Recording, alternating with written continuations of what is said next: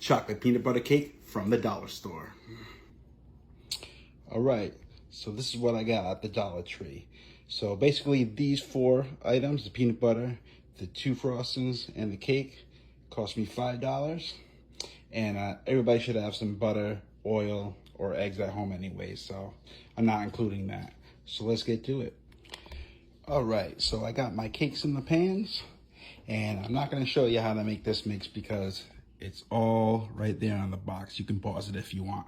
Now, I'm only doing a 2-tier cake, but I have a 3rd one because I had a little bit extra because I don't want to make a big one for myself, and I figured I'd give the other one to my roommate.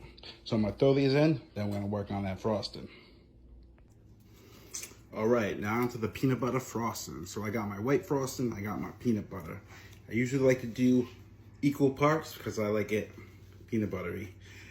Anyways, now usually I make this from scratch, but we're doing Dollar Tree cake today, so we gotta work with what we got.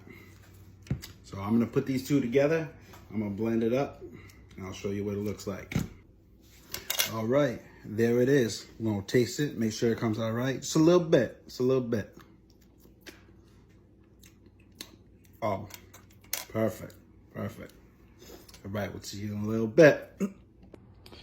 All right, these just came out the oven. Gonna let them cool for a little bit, then we'll get to frosting.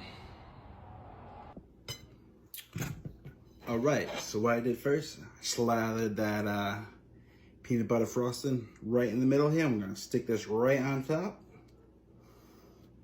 and we're gonna get to frosting.